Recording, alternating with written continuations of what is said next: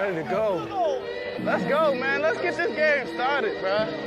Get the game started. Blow the whistle. Show the world. Let's go tonight.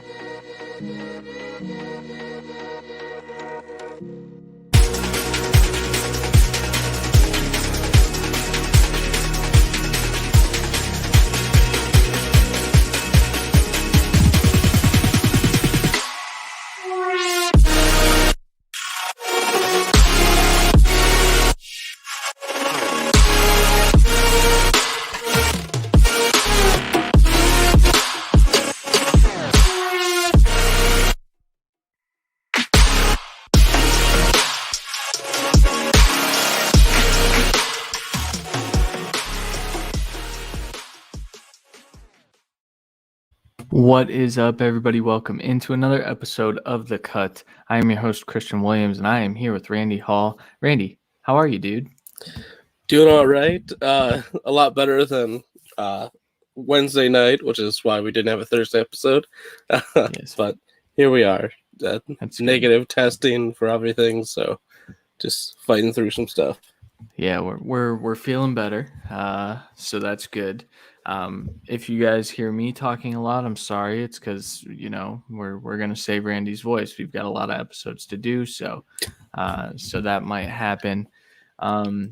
Today we have a pretty nice show for you. We've got our ABC-ADP segment that we do every year, kind of just looking at players at their respective ADPs and which guys we would take to kind of help you make some decisions in your drafts. I know a lot of drafts happen this weekend, but there are still drafts that are upcoming.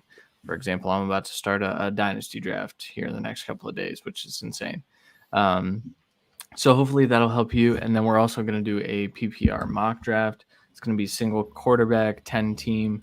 And we're going to go from there. And before we get to all that, I mean, there's just a bundle of news that we have not been able to talk about because we haven't had a podcast in a week. First thing, I have a tweet about it right now, but J.K. Dobbins out for the year. Gus Edwards presumably takes over the RB1 role. Tyson Williams is right now the RB2. I think that's probably going to change with all the cut downs. Randy, what do you make of this? Obviously, it sucks for J.K. What are you making of that backfield right now? I think it's probably along the lines of where we see like the Rams backfield pre-Sony Michel trade, where it's like, yeah, this guy's going to get the carries and he's a pretty good running back, so he's going to be effective and efficient. But it's not like a top running back. It's like an RB2 with a RB3 at worst kind of scenario. Yeah. That's kind of where I have him ranked. I think I have him at RB 23 or 22, 23. So back in RB2, I mean, guys, I keep saying that Gus Edwards, he can catch passes in the way that the Ravens ask their running backs to, because they don't use their running backs in the passing game too much. And I know that there was coach speak saying that JK was going to get a ton more work. I'm not buying it because JK, as good of a running back as he is, he had his issues as a receiver, and he had a lot of dropsies. So when he actually had to catch, but on dump offs, Gus can do that too. Okay, next item of news: Travis Etienne also out for the year. I was watching the game. I think when Monday night was that when that happened? Yeah. So we were watching the game. And ETN was on the screen. He left the game, seemed like something minor, and Adam Troutman got carted off, and that seemed like it was going to be severe, and turns out it was the opposite. We're going to talk a little bit about James Robinson here in a few minutes, but is there another running back in Jacksonville that you're interested in outside of James Robinson? No, I mean, it's safe to assume that Hyde gets the remaining work that Robinson leaves off now. And obviously that's a favorite of Urban's, so he's not going anywhere. I don't see them signing anyone else. I don't think there's really a young guy in the roster that has any pop really for me. So I think it's just pretty much kind of like Hyde's role in like Seattle last year, where he just comes in and gets extra opportunities. And if Robinson's banged up, he'll be the lead back, and it won't mean anything. Or Yeah. I think Carlos Hyde bumped up to like RB 67 or something like that for me. So not really worth it unless James Robinson goes down, which I will say I think Carlos Hyde is going to vulture some touchdowns, and it's going to be kind of frustrating because he has gotten a lot of goal line carries. And Jeff, I think, sent me a tweet. It's basically a 50-50 split of the two in the preseason, but I think Robinson's going to get the bulk of carries. So, and like I said, we'll talk about him soon. Irv Smith Jr. out for a while, still TBD on how long he will be out. I don't have too much fantasy relevant analysis here other than this sucks, especially if you've done your draft already and you drafted Irv as like your tight end one. That's why we go for the big name tight ends, in my opinion. That's why we go for the Kelseys, the Wallers, and the Hawkinsons. Do you have anything to say about Irv Smith? Sucks. Had a good opportunity to kind of make himself like the household name. It's in that mid tier of tight end ones this year. I mean, not much to love right now in the tight end room for the Vikings with him out. Conklin's not really a weapon. Zach Davidson, we both like as a pure pass catcher, but again, it's a rookie tight end that isn't named Kyle Pitts, so I don't expect much in that regard. Plus, he's had a rough preseason because as soon as that news broke, I, of course, Twitter search Zach Davidson. He's having trouble. He's having trouble adjusting, which makes sense. He was at the smallest of small schools. I mean, I think he was D2. He was. Yeah, so I don't expect him to contribute really all year. Tyler Conklin, I mean, I think you can probably stream him in a couple matchups, but it's, not great. Here's a question. Saquon or Gibson, half PPR? Half PPR gives me a little bit of pause, but I would go Saquon. I'll stick with Saquon, but I understand the question because of the half PPR. Yeah. Gibson has way more touchdown potential in that regard. For sure. All right, and then the last thing, news before we get into our ADP game here. The Colts are kind of getting obliterated by COVID right now, and it's not making me nervous for the rest of the league, but it's definitely a nice reminder that COVID is going to affect our fantasy football rosters, I think, this year. Even the vaccinated end up going on the list, and they may miss a game because if they go on the list on Saturday, they can't come off the list on Sunday. And so the Colts just lost Carson Wentz, who was getting ready to come back from his injury and fully participate in team drills. They lost Eric Fisher and Quentin Nelson previously, and then they lost Zach Pascal today. There was one other person, I think, but Randy, what's your take on this? I mean, do you think that that's going to be kind of a commonplace here as the season starts to kick in?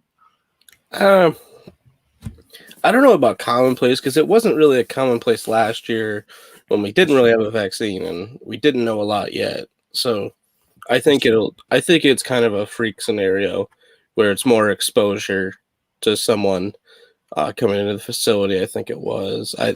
Either way, it's not going to be that big a problem.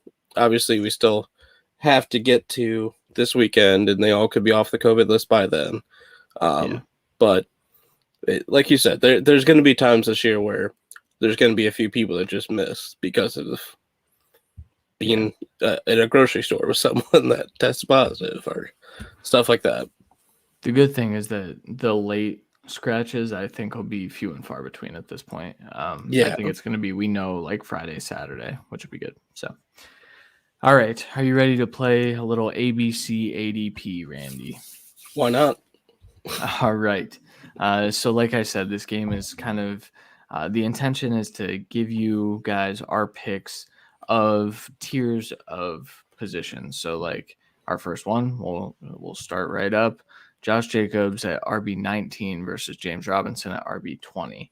Now, James Robinson is probably on the upswing since the ETN news. I assume that's going to go up even a little bit more. But Randy, who would you take out of Josh Jacobs and James Robinson today? I think it's somewhat obvious it'd be James Robinson. And like you said, I think he's going to go up maybe slightly still by the end of this weekend. It's going to be close. It's not a lot of time to rise in ADP. Josh Jacobs has been pretty steady. He has received a slight boost ever since Kenny Drake did get banged up early. I still think Josh Jacobs is a solid running back, a great back-end RB2, RB3 for your team, even with a healthy Kenny Drake for the whole season. So it's still James Robinson, obviously, though, because he was, like an RB1 last year. Yeah. Yeah, I have to go with James Robinson here as well. So the basis is that James Robinson gets a lot of volume, right? Sometimes that won't be the case this year. Kevin, I know we need to argue about this on the other show soon. I mean, isn't it an argument? I mean, this is obviously more redraft purposes. It is. No, Dynasty, I know. yeah, he's a sell. I don't think he's a sell. I really don't. I think he's talented, but so I would go with James Robinson. I have him averaging about 1.5 more in points per game than Josh Jacobs. Josh Jacobs still good, like Randy said, back end 2, and you can get him at a pretty decent value at RB19. I would just roll with the guy I think is going to be the guy. I think that's just like the Saquon Gibson question we had, where the touchdown upside of a much better Raiders team than a Jacksonville team gives you a slight pause in why it is a close conversation. But yeah, for sure. All right, next one we have another pair of running backs, Raheem Mostert at RB27 versus Melvin Gordon at RB29. Randy, who you have? Oh, it's Mostert easy for me. Yeah, me too. Just because, I mean, Mostert's not going anywhere, and the only way he isn't, I'd say about RB27 to 30 at the latest on the year, is if he misses a good amount of games. I mean, I think RB30 is pretty conservative of him missing like 4 games. Yeah. And Melvin Gordon has less like upside right now, I'd say, but if he goes to one of these teams that loses running back, then obviously that changes. But yeah, I mean, I don't know what's happening. I tweeted out kind of what my thoughts were on the Broncos resting their rookie running back in Javonte Williams.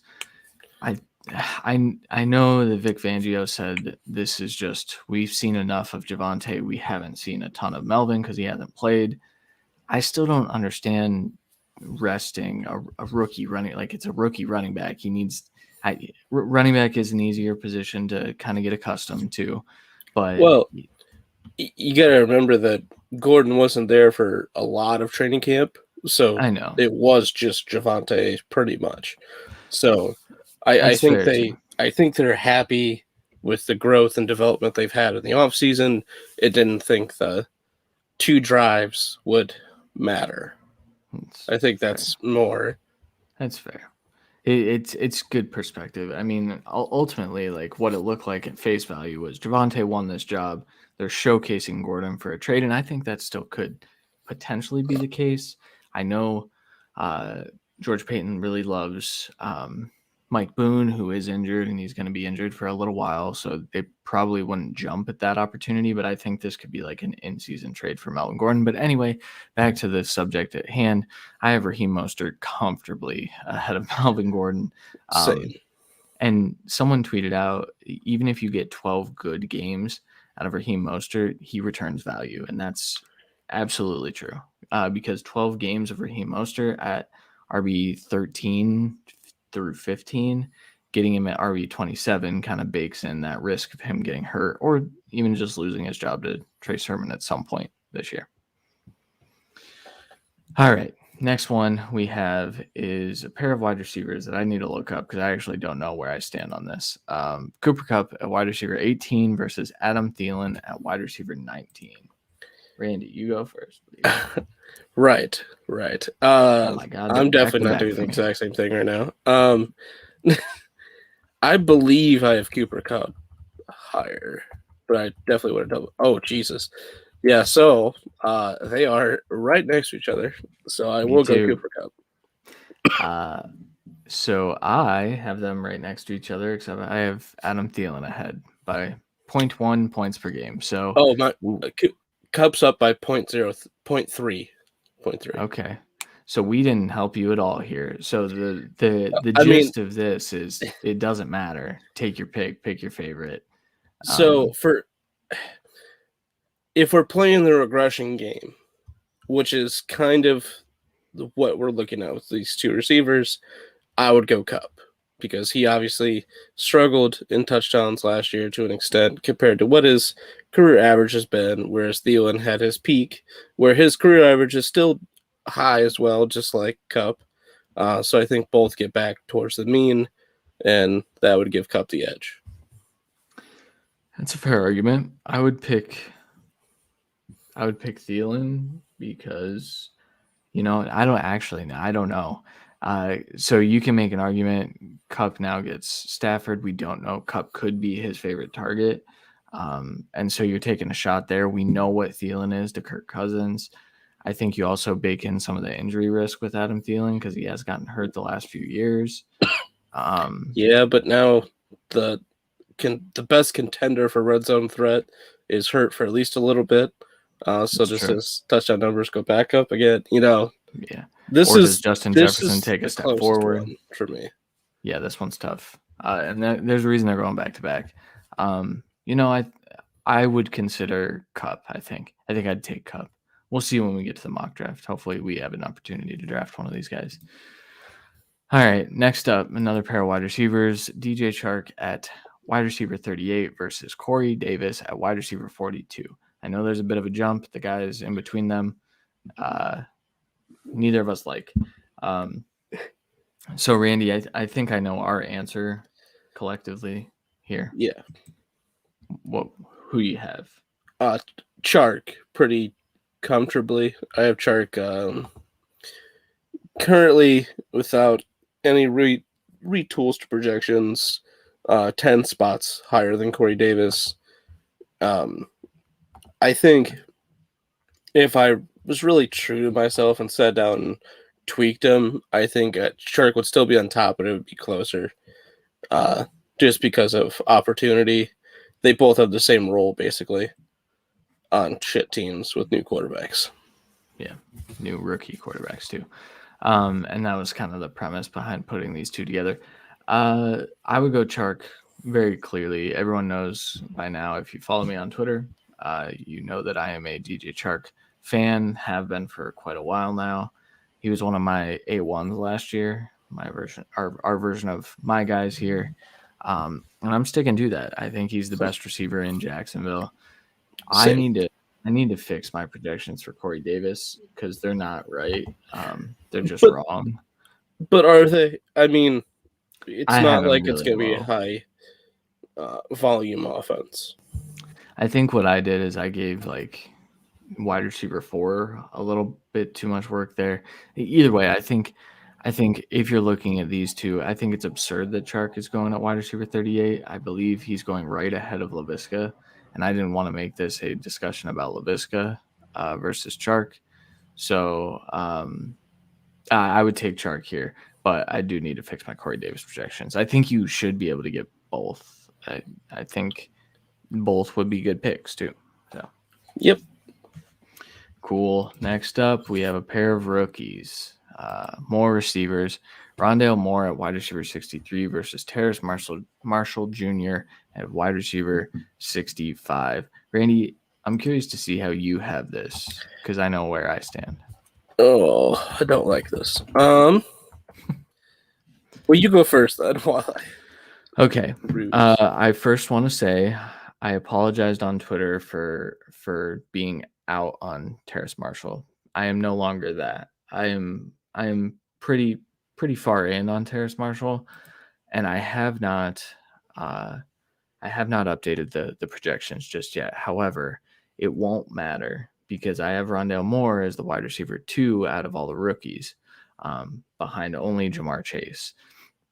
Which I might have to fix that. We'll just pass on that one right now. Yeah, we should have talked about the drops in the NFL news, but no. So I have Rondale Moore getting a ton of targets in that Arizona offense, and so even if Terrace Marshall is a better touchdown threat, is probably, I don't think he's better with Yak. I think he's a better downfield threat. I think that Rondale is gonna. I think he's going to feast in that offense. So, Randy, do you have it the opposite way? No, I have Rondale higher. I think he also has the higher upside of the two. Moore actually has a chance to compete for the weapon too, I guess I'd go with for Rondale. Whereas Marshall's very comfortably the 4th target in the offense, no matter what. Exactly. Maybe he's the future, but that doesn't matter for a redraft. And at least Rondale, if you draft him late, you'll know what you're getting. And again, that's a much more high-scoring offense as well, with a lot more plays. So if I was taking a shot, it's easy, Rondale Moore. Yeah, and again, a lot of people are saying that Terrace Marshall could have like a Chase Claypool effect on this offense. As much as I'm in on Sam Darnold, more than like most people, Sam Darnold is not Ben Roethlisberger either. Even bad Ben Roethlisberger last year, like, I just don't see that path. Plus, James Conner is also not Christian McCaffrey, and that's who was there last year for, two completely different situations. Terrace Marshall is the 4. He's the 4 on that team at best. So yeah, Rondale pretty easily for me. Next, we have a pair of quarterbacks that I've been asked this just far too many times at this point, so I had to put it on here. And Throw it in. It's a struggle for me. So Ryan Tannehill is being drafted at quarterback 11. Jalen Hurts is being drafted at quarterback 12. Obviously, we know that Gardner Minshew was just traded to the Eagles. A lot of people freaked out. I get what that kind of indicates, that they want some insurance on Jalen Hurts. I hear you. But Randy, how do you have this? I mean, it's clearly Tannehill for me, seeing as how he's a A1 quarterback for me. That is true. I have them actually 10 and 11 in my projections. I don't see there's a possible draft value conversation we could have for Hurts over Tannehill on like where they're going right now, especially in one of our home leagues. I got Hurts almost, I think, second to last round, and Tannehill went much higher, but Tannehill has a chance to be top 5, and Hurts, if he runs for over 1,000 yards, could. But I mean, touchdown wise, I don't see it. Throwing wise, I don't see it. Yeah, I mean, not yet. No, and I don't take much for the Gardner Minshew trade. I think it was just a good young backup to have. That's what they wanted for the future. For a 6th round pick, I mean, who's not making that trade? Yeah. I mean, even if you like what Flacco's done, get a backup that can kind of do what your starter does. That's what good teams are doing now. With regard to this, though, I do have Tannehill 1 spot ahead, and I have them at 10 and 11 as well. It's 0.3 points per game difference. So, like Randy said, at cost, it's probably Hurts for me. However, just bar for bar, who do I think is going to finish higher? It's Ryan Tannehill. I got Jalen Hurts in the salary cap draft for $1 the other day. $200 starting cap.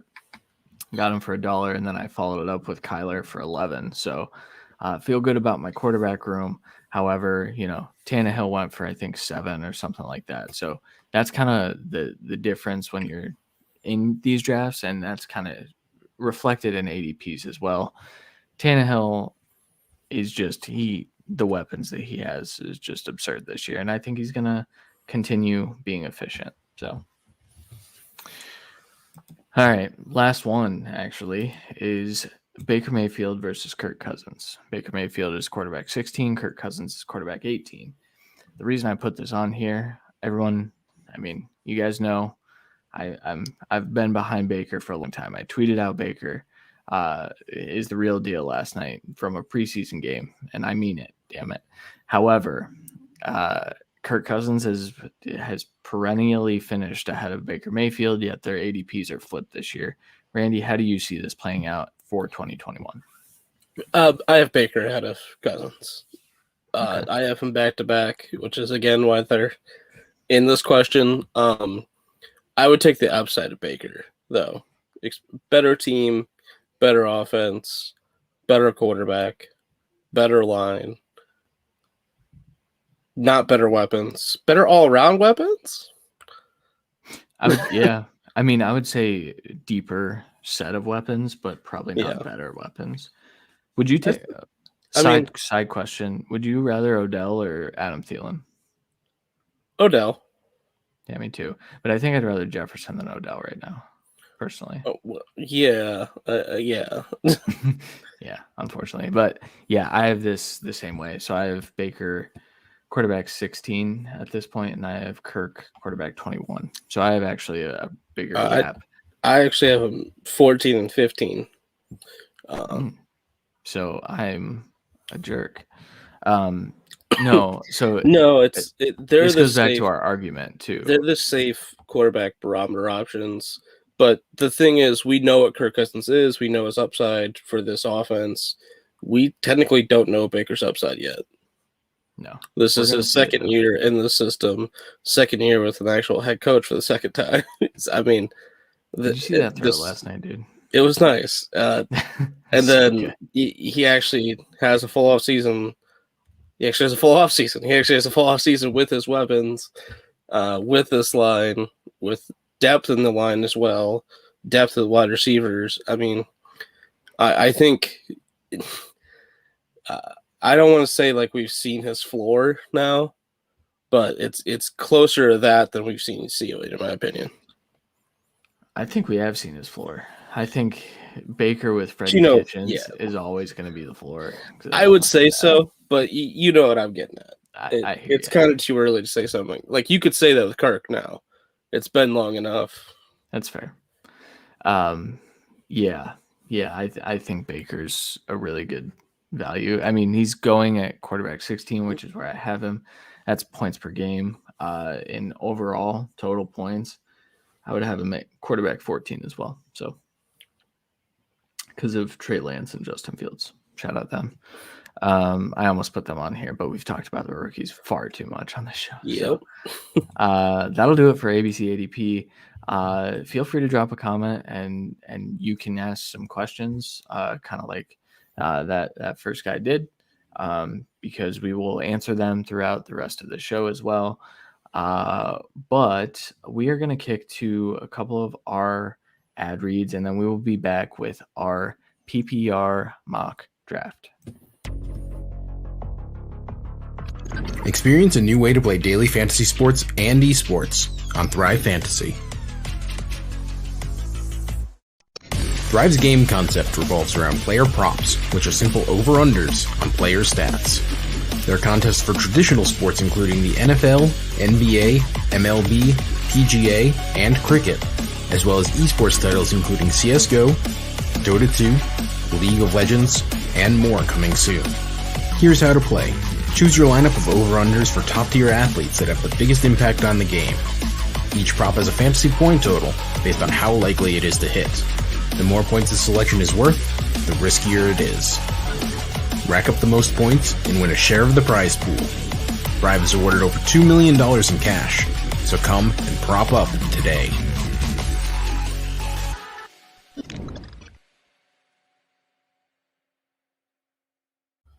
Use promo code THECUT to get matching deposits up to $50 with a minimum deposit of $20. Thank you to Thrive Fantasy. We are back. I'm never gonna fix that. It's permanently here. Shout out to Thrive though. Thrive Fantasy is very, very fun. I can't wait to get back into that this year. But we are ready for our PPR mock draft. So pretty standard rosters. We have 1 quarterback, 2 running backs, 2 wide receivers, a tight end, 2 flexes, and I tossed in kickers and defense because we haven't talked enough about kickers or team defense. So I will be drafting one and then 6 bench spots. So we have 16 rounds, like your standard draft. Randy has the 3rd overall pick, and I have the 6th overall pick. Are you ready? Yeah, let's do it. All right, good stuff. And bear with me, folks. The computer, it hurts.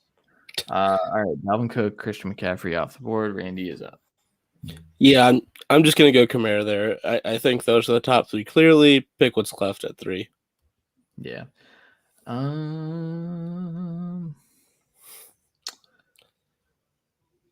Yeah, I mean, I'm just gonna take Chubb for the safety. Take Chubb for the safety. I know Henry's there. I know Aaron Jones is there. I know Eckler's there, but I'm going to get one of those guys on the way back, so I'm cool with it. All right, after me, Derrick Henry, Tyreek Hill. God damn it.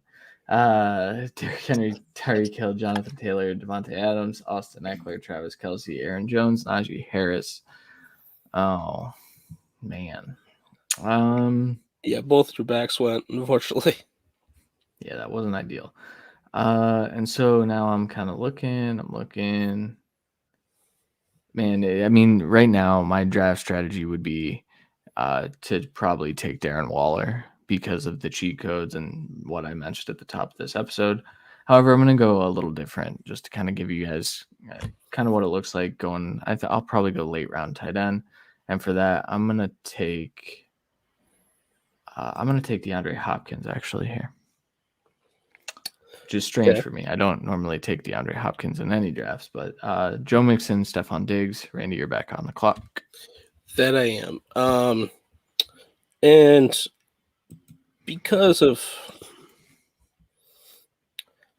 the receivers on the board here are really, really nice. So I'm going to actually take Antonio Gibson and just kind of pick who gets back to me. Just to solidify the 2 RBs so I can have kind of any strategy I want afterwards. DK Metcalf, Patrick Mahomes, Justin Jefferson, and George Kittle go off the board. For me, this would then be between Calvin Ridley and Darren Waller. And positional advantage, I'm going Darren Waller. Screw it. You bastard. Okay, sounds good. So after you, Calvin Ridley, Clyde Edwards-Helaire, and I am going to go ahead and take DeAndre Swift, who I have as my RB6 this year. The reason I have him as my RB6 is because they just cut Rashad Perriman. They have no receivers that are real. TJ Hawkinson and DeAndre Swift are going to feast this year, guys. I truly believe that. After me, Josh Jacobs, A.J. Brown, Josh Allen, Keenan Allen, Terry McLaurin, Chris Carson, Allen Robinson, Mike Evans. And I'm going to take another one of my RB1s and just go full Randy strategy. And I'm going to take David Montgomery, who I think is, kind of like a back end RB1 this year, especially once Justin Fields takes over. That's fair. Yeah. CD would probably be my pick here. He is in COVID protocol, so if you think that much is the difference between him and Cooper, go Cooper, but I'm going to go CD here to get my first receiver. Nice. Julio, Cooper Kupp, Kyle Pitts, Miles Sanders. Yeah. So obviously I already have my tight end. I have 2 running backs, I have 1 wide receiver. So I think for me, the obvious breakdown would be between Robert Woods and Henderson. But I think I should just take the chance and see who gets back to me at running back, and I'm going to go Robert Woods to have 2 wide receiver 1s. There you go. Possibly. Probably. I guess I should say. Darrell Henderson, Amari Cooper went off, and I am going to go ahead and take my second wide receiver here, and that's going to be Chris Godwin. I know Chris Godwin is kind of getting left for dead in these drafts, which – rightfully so. A lot of mouths to feed over there in Tampa Bay. However, Chris Godwin was the best receiver last year when he was on the field. And so I think he's still going to be the wide receiver 1 there. After me, Adam Thielen, DJ Moore, Kareem Hunt, Mark Andrews, Russell Wilson, Tyler Lockett, Jamar Chase, TJ Hawkinson. I'm going to snipe you. No, I'm not. It seems mean. So Randy with his next pick is going to take Deontay Johnson. And so You can. You think you know me. You do it. I'm not going to take a 4th running back, am I? I don't think I am. I think I need to take a wide receiver here. And I will go ahead of this group. So I'm actually low on Deontay Johnson this year. And the reason I am is because I think Chase Claypool takes a nice step forward. Chase Claypool, I think, could potentially get back to me just with where he's going in drafts. Now, of course, I say that Randy's going to go ahead and take him at the 7-3, which is okay. I'm cool missing on that. But what I will do is I will take Odell Beckham Jr. a little bit early at the 6-5. I think Odell's going to have a good year, guys. I really, really believe that. It's a low volume passing offense, but the touchdown upside's there with Odell. And I do know you. You took Deontay a little. Well, you do know me, but I was going to take James Robinson, who went right before me after your pick, Myles Gaskin, then James Robinson. So it left Deontay Johnson for me to have 3 just top end receivers in my book. And then after Justin Herbert, T. Higgins, who probably deserves a little bit of bump up with just the whole Jamar Chase situation so far, who will come on down the stretch. It might take a while. After he has his kid, I guess. I don't, then Chase Edmonds and Michael Thomas got off the board. Yeah, I slipped it in there. So did he. And then we get to just a weird spot where I think we have to start having the conversation of Gus Edwards here because it's with Javonte and Mike Davis. Here's a question. Would you rather have 12 games of Raheem Mostert as close to RB1 or 17 games of Gus Edwards as like an RB20-ish? On my roster build, Yeah. I would say the Mostert. But also on my roster build, I'm going to take Javonte. That's fair. Mainly just because I know my top 2 are solid. Javonte gives me a bye week flexibility as well, what the other guys don't. And he's going to obviously be the starter early and often and be good down the stretch. Yeah. And I'm going to go ahead and take Chase Claypool here because, like I said, I think he takes a step forward this year. After me, Juju Smith-Schuster, Dak Prescott, Raheem Mostert, Kenny Golladay, Mike Davis, Devontae Smith, Leonard Fournette, Aaron Rodgers. And I'm going to follow that up with DJ Chark and take what I believe is a top 20 wide receiver here in the 8th round, which is just, you'd love to see it. You really do. I'm actually going to follow in your footsteps, thankfully, because Gus Edwards went. I'm going to go with a guy that should go above Jared Judy, Cortland Sutton, who I was a back-end wide receiver too, as he gets back into full strength, where we kind of forget how good he was before he got hurt. So I'm going to take that upside here as my wide receiver 4. And for I could go wide receiver 5 with the guy that you're going to take in Brandon Cooks, but I'm going to get my RB4 and just lock it down with Davian Harris, who receives a slight bump with Sony Bell. Fuck. Yeah. I mean, I was definitely going to take Ronald Jones instead of Brandon Cooks, but he went. So Deebo Samuel, Ronald Jones. Oh, I don't know you. I don't. All right. Let's look at some tight ends. I mean, the plethора's here. Yeah, I'm just going to wait on that, actually. I assume that they'll fly off the board. So from this group, with my roster, I have the safe wide receivers, right? In my opinion. Well, no, I don't. Because if I'm wrong about Chark if I'm wrong about Claypool and if I'm wrong about Odell, this roster is not good. However, I don't think I'll be wrong about Brandon Cooks. But if I am, then my roster sucks. You have to draft good players, guys. That's part of it. So I'm taking Brandon Cooks here. If you're wrong about 4 guys, you're already losing no matter what. Yeah. No, also, I shouldn't be doing this. After me, the Bucks defense comes off in the 9th round. That's disgusting. Mike Gesicki, James Conner, Jarvis Landry, Tyler Boyd, Kenyon Drake, Laviska Shenault, Antonio Brown. And I'm just going to – I think I'm going to take A.J. Dillon here. No, I'm not. I'm going to take Nyheim Hines here. It's a little early for Nyheim Hines. I understand. But I do want to lock up my RB4 because really? And I needed an RB4 here.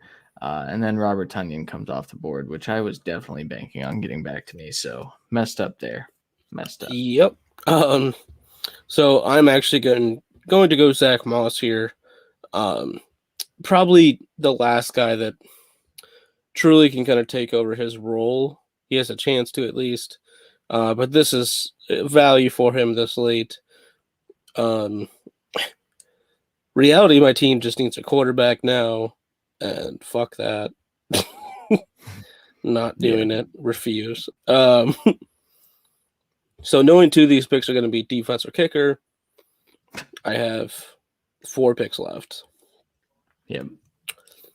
And based on my rankings, I have to go Mike Williams here, just to piss you off slightly more. Yeah, I probably wasn't going that direction, honestly. Yeah, you probably can't buy your team build. No, I really can't.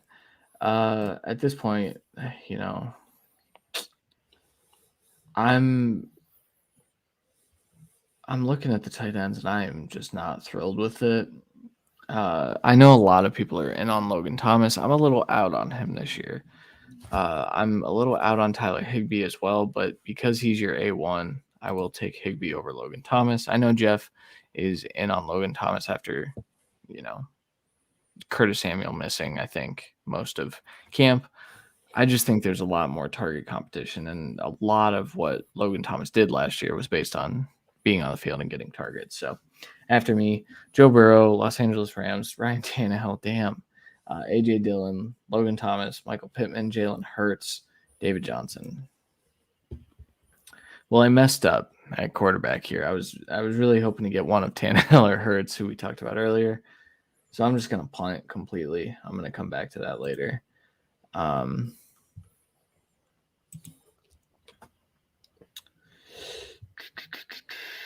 Yeah, let's full send it. Darnell Mooney.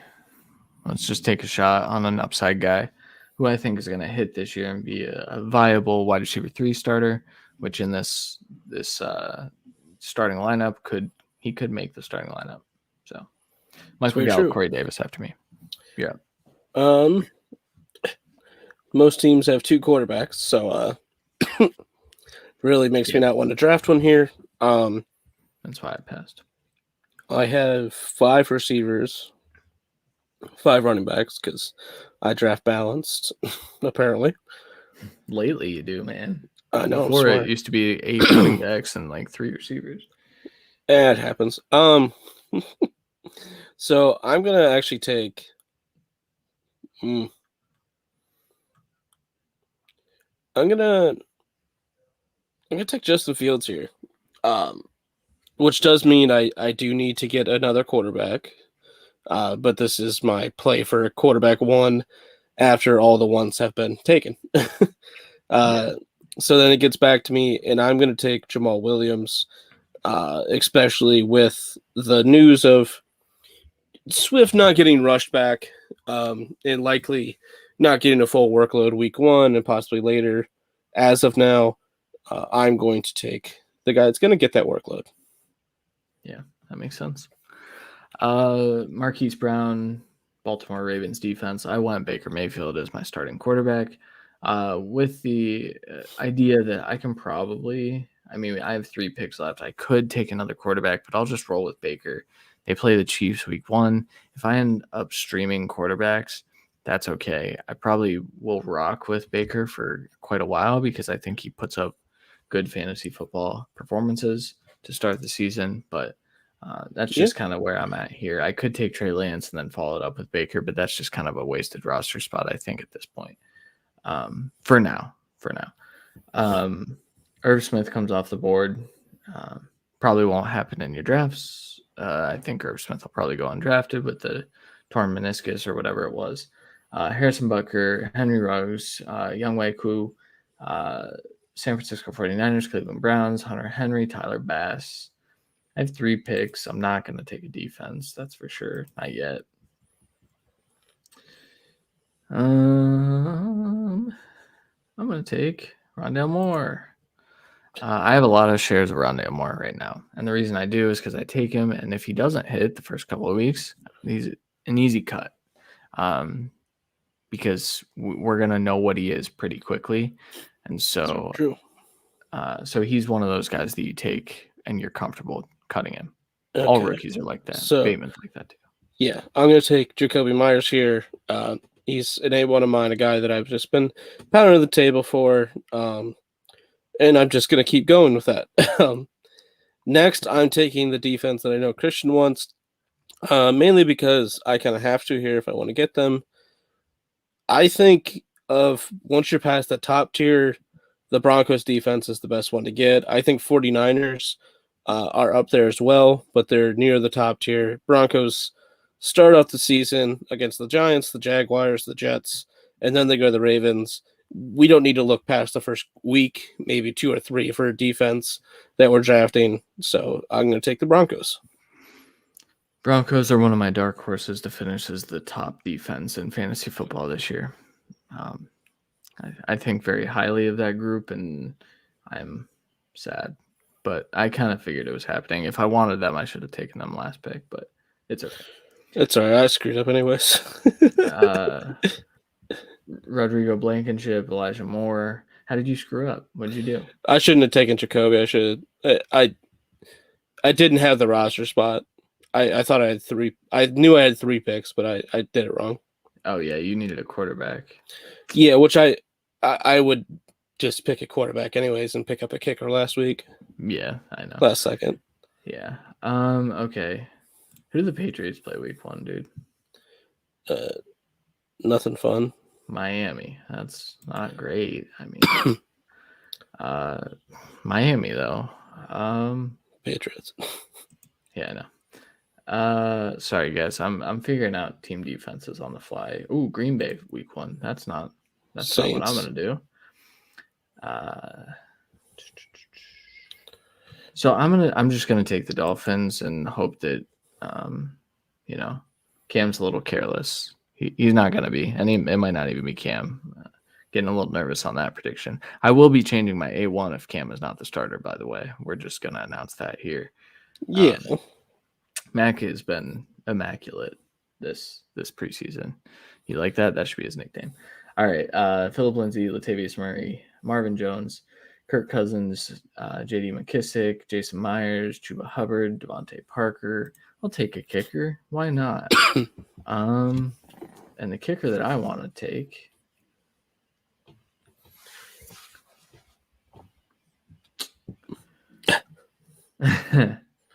I'm going to take Daniel Carlson. Shout out to the Raiders. They're always going to kick field goals. They fucking are. I think that's actually a decent. I need to hit up Linda for kicker rankings. It's true. Evan Ingram, Johnny Smith. So for me, here for kickers, I would either take Crosby, Zerline, or Prater. That's just the obvious. But because I picked Jacoby Myers when I shouldn't have, I'm going to pick Tua here to actually have a starting quarterback. There you go. That's smart. All right, so my team here, Baker Mayfield, Nick Chubb. I have 3 Browns on this team. Messed that up too. This isn't a great draft, guys. Baker Mayfield, Nick Chubb, DeAndre Swift, DeAndre Hopkins, Chris Godwin, Tyler Higbee, David Montgomery, Odell Beckham, Daniel Carlson, Miami Dolphins. And on the bench, I have Chase Claypool, DJ Chark, Brandon Cooks, Naeem Hines, Darnell Mooney, Rondale Moore. I actually really like this team. I'm just kidding. I know I have 3 Browns, but I do think highly of the Browns offense. I think that's a decent stack to get. The triple stack is a little worrisome, but Nick Chubb it's a high touchdown offense. And so yeah, I will say I am amongst the camp that has a hard time taking Chubb in the first.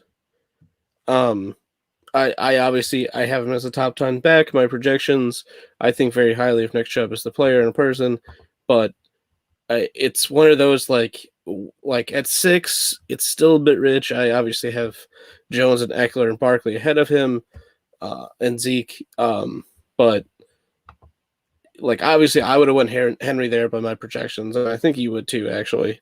I would too. I just want to be a little different. I think there's too many running backs in the first when there's still value of wide receiver and Kelsey. So it gets to the point where I love Chubb, but I think he's a back end of the first, second round pick. That's where he should be as long as Hunt's there. I probably would be along that mindset, but I think there are only a few running backs that you can say that about that could also finish in the top 3 at the position. I think Chubb is one of them. And I know that a lot of people say he's not going to catch the ball when Kareem's there. And it's impossible to say. Yeah. But that's the thing. It's impossible to say it's not possible because Derrick Henry does it without catching the ball too. But Derrick Henry gets all of the work. That's the difference. Yeah, but see, my basis behind it is that I think he will catch the ball a little bit. And watching some of the Browns preseason games, like Dearness Johnson was getting schemed up screen passes. Like I think we're going to see a little more of that from Nick Chubb this year. And if that's the case, I mean, it's wheels up. Like I agree. It's just it's a safety thing in the first round kind of thing. I hear for sure. But my team starting quarterbacks actually Tua, but Justin Fields as well. Alvin Kamara, Antonio Gibson, CeeDee Lamb, Robert Woods, Darren Waller, Deontay Johnson, Javonte Williams, kicker Greg Zerloin, Broncos, Sutton, Harris, Damian Harris, Zach Moss, Mike Williams, Jamal Williams, and then obviously Tua again, like I said. I'm just completely canceling out Jacoby Myers. He's a good pick though. He's a steal of a pick. It's just we don't have kickers for the most part. I have 2 leagues that I can recall having kickers in right now. One's the Scott Fishbowl, and one's a home league that I tricked into using the Scott Fishbowl kicker settings. Nice. So, yeah. I mean, overall, I like both of our teams. In 10 team, it's kind of tough to tell because in 10 team drafts, I don't think a lot of people want to hear this, but in 10 team, you're relying on much, much more luck than you are in 12 team. And the reason I say that is because most teams are going to look stacked at the end of it. I mean, you're getting a lot of good players in the first 6 to 8 rounds. And so you're really relying on health at that point.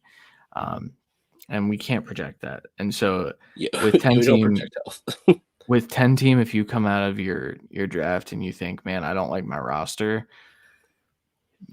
I would say stay patient on it because there's a chance that everyone else's goes down and yours stays the healthiest. And in 10 team, you can win that way. So, anything else to add on the mock draft, Randy? I want to say I have a friend that reached out to me that is going to be listening to this actually to prepare for his draft. They do draft pick trading, which I'm always for. He traded the 3rd pick overall for the 9th and the 2nd pick in the 2nd round. So plus minus on that trade. So basically he traded Kamara for roughly Tyreek Hill, Aaron Jones, Eckler, Kelsey, anywhere in there. I think it's as even as they come. I mean, okay, so you trade Kamara for, we'll call it. Let's go. Who went for this? So Jonathan Taylor and Travis Kelsey. I mean, yeah, he wins. He wins that trade easily. Well, and then you also have to remember that he also gets the 2-8 still. So he would then get Antonio Gibson. That's honestly why I picked the 3rd spot.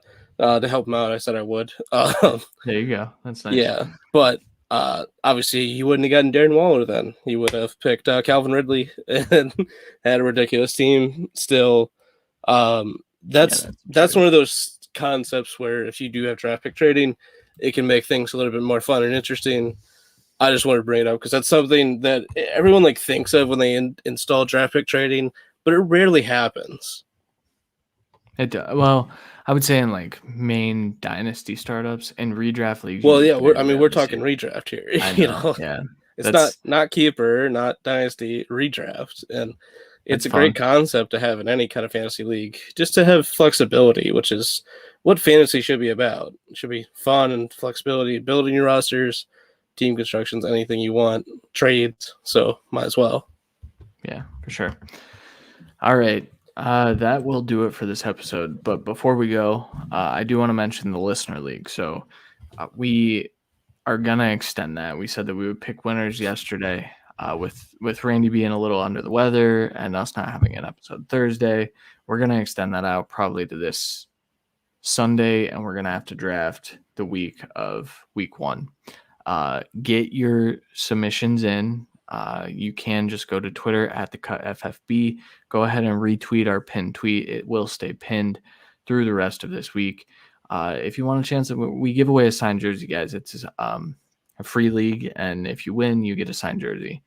You get to play against us. We're gonna have separate teams, I think, this year, and so it's gonna be a fun league to join. So make sure you go do that. Randy, do you have anything else to add on the listener league?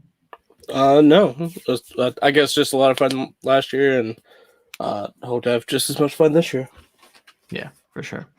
Other things, the coach approach back again this week. They had a great guest in Sam Wallace last week, and so they are back again this week. And I forget who the guest is. I apologize, but I will be making the graphic for that tomorrow. So they are back Wednesdays at 8 p.m. Eastern time. But also, the college football cut is coming to you. Our good boy Adam, our good friend of the show Adam, and one of our new contributors Jared at JT Spreads and at Adam Mack NFL. They will be hosting a college football show every Thursday night. It's going to be kind of along the same lines as like College Game Day.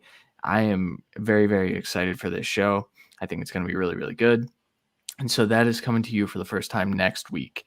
So they're missing week 1. They're doing some test shows again this week, but they finally announced that they will be starting next week. So stay tuned for that. Everything will run through the Cuts accounts, YouTube, our Facebook group, and our Twitter as well. So all you have to do is make sure you click that live notifications, get push notifications when we go live. So you see all of these shows. We're updating projections. We're going to have week 1 projections out very soon, I think. I say very soon with a soon. We'll take the very out. Week 1 projections will be on the website. So thecutffb.com/rankings will get you there. We will have those up soon so you can get your lineup set. Randy, is there anything else to add? I don't believe so. I don't think so either. Okay, guys. Well, we will be back on Thursday, presumably, assuming that everyone stays healthy. Remember, our Thursday episodes are podcast only. Monday nights, we are live at 10:30 Eastern time every Monday. So Thursday, catch the episode in the morning. It will be accompanied with the coach approach in audio form. So make sure you guys go subscribe to the podcast on your favorite podcast app. Until then, for Randy Hall, I am Christian Williams. We will talk to you guys later this week. Peace.